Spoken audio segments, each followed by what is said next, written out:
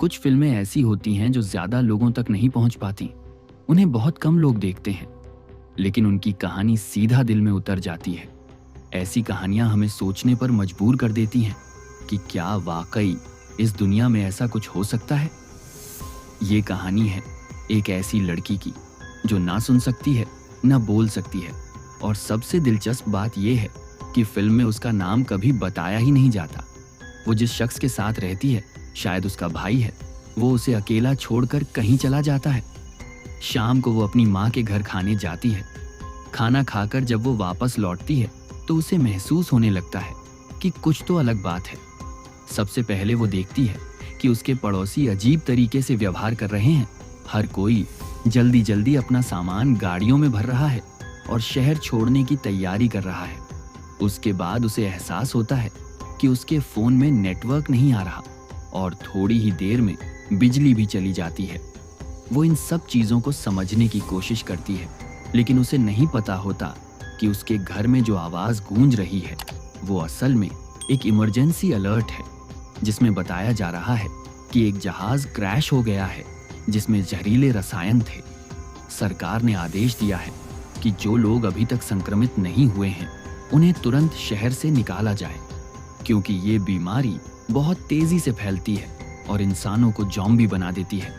लेकिन हमारी बाहरी नायिका वो अलर्ट सुन ही नहीं पाती और यहीं से असली कहानी शुरू होती है। फिल्म की शुरुआत होती है एक प्लेन से, एक कार्गो प्लेन जिसमें बहुत ज्यादा जहरीले केमिकल्स थे।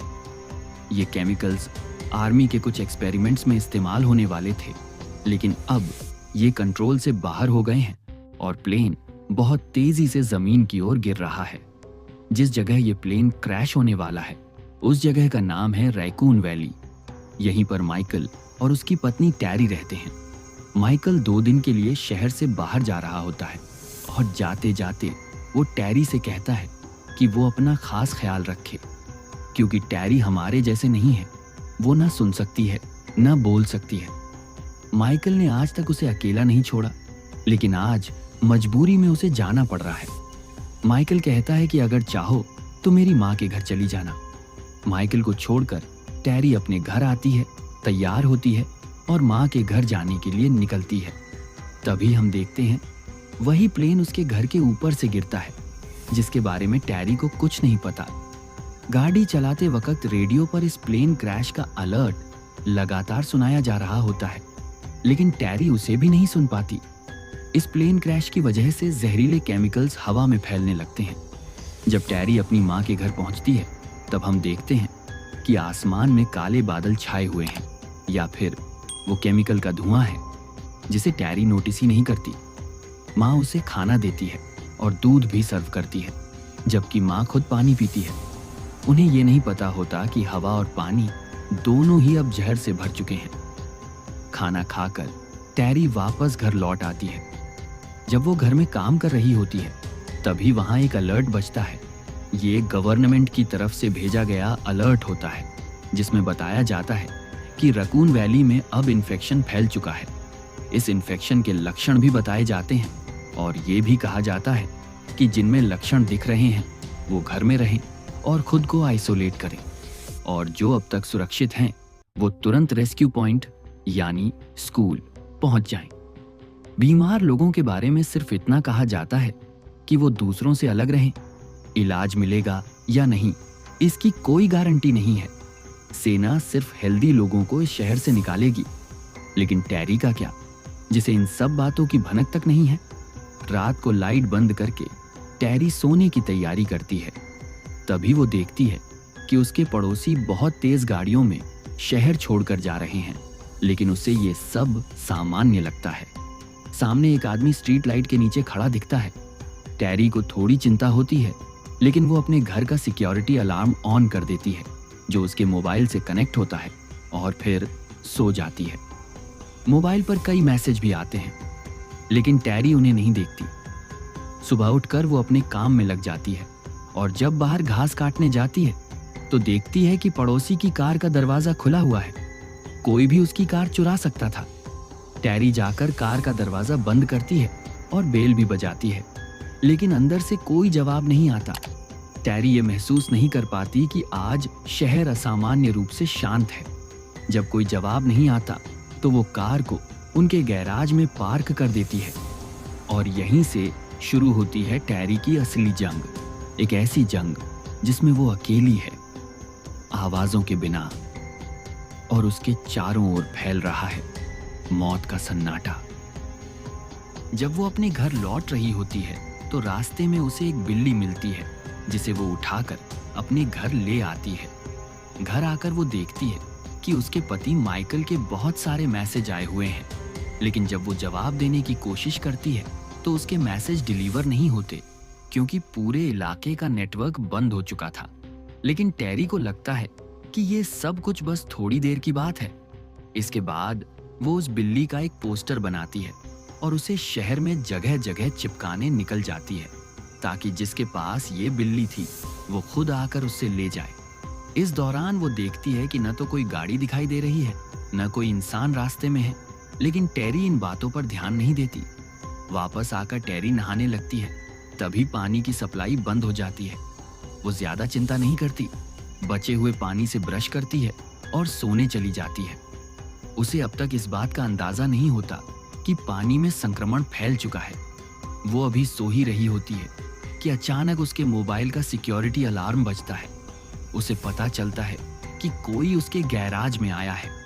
वो दौड़कर वहां जाती है और देखती है कि गैराज का दरवाजा खुला है, जबकि उसने खुद उसे लॉक किया था। लेकिन लॉक टूटा हुआ नहीं था, बस खोला गया था। टेरी पुलिस को कॉल करना चाहती थी, लेकिन नेटवर्क नहीं था। जब वो घर वापस आती है तो देखती है कि घर का दरवाजा भी खुला है, जबकि उसने उसे भी बंद किया था, यानी कोई उसके घर के अंदर घुस चुका था। वो जल्दी से जाकर अपनी बंदूक निकालती है। अब बिजली भी चली गई थी। वो सिक्योरिटी अलार्म को रीसेट करके सोने जा ही रही थी कि मोबाइल पर फिर से अलर्ट आता है। इस बार अलर्ट बेसमेंट से आता है। टेरी टॉर्च लेकर बेसमेंट में जाती है और वहां उसे एक अजीब सा आदमी दिखता है। उसकी शक्ल इंसानों जैसी नहीं थी, उसका चेहरा बिगड़ा हुआ था। वो एक संक्रमित व्यक्ति था जिसके बारे में टेरी को कोई जानकारी नहीं थी। वो संक्रमित आदमी टेरी की तरफ बढ़ रहा था। टेरी डर जाती है और सीधे उसके सिर पर गोली चला देती है। अब टेरी को समझ आता है कि उसके आसपास बहुत कुछ अजीब हो रहा है।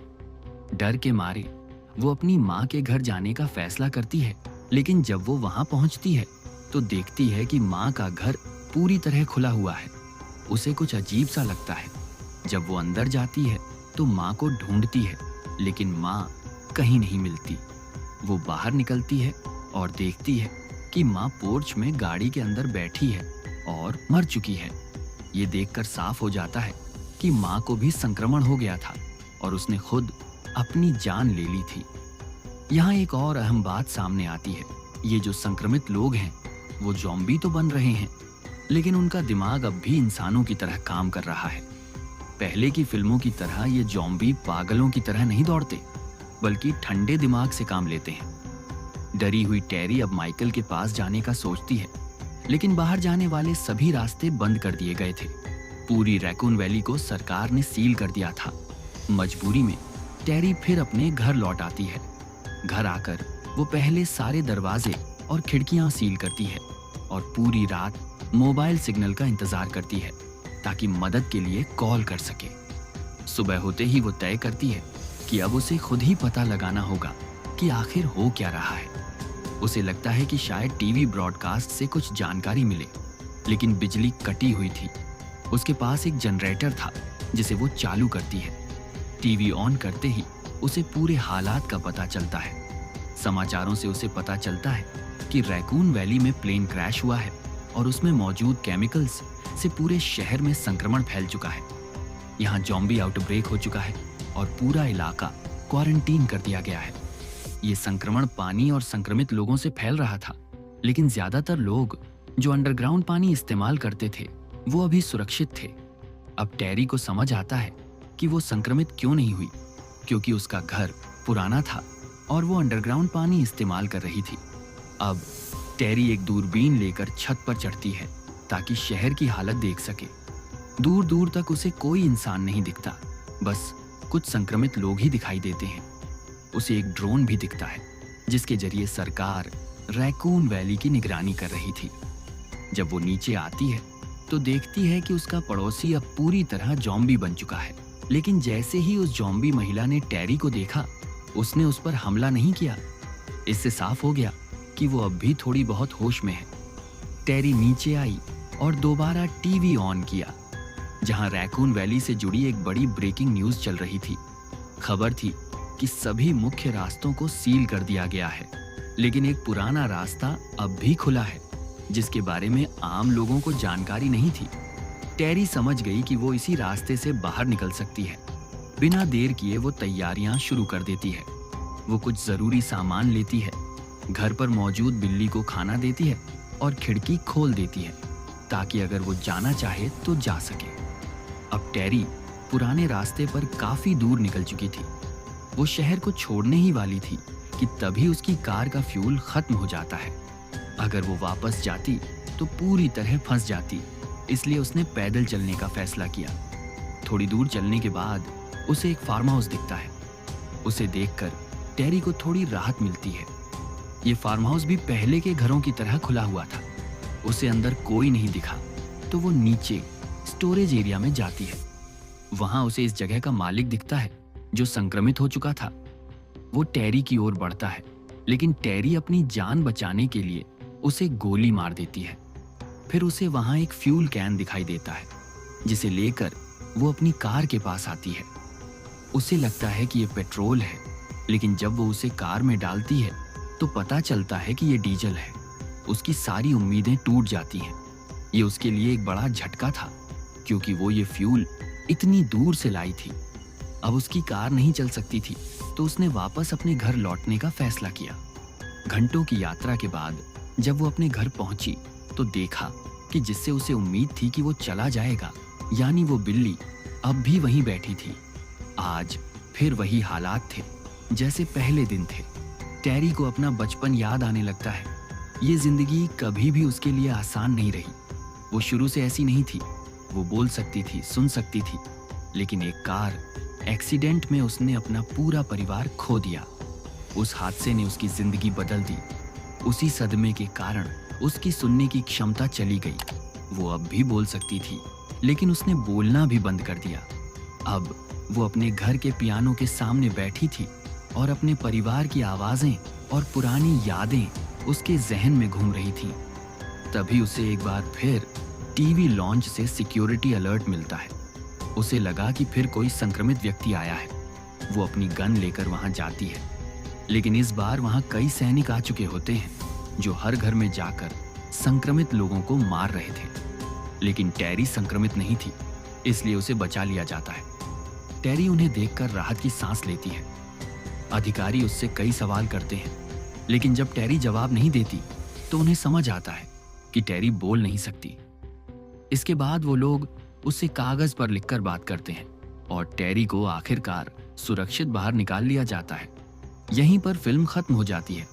अगर आपको ये वीडियो पसंद आया हो तो चैनल को सब्सक्राइब करें, लाइक करें, कमेंट करें और शेयर करना ना भूलें।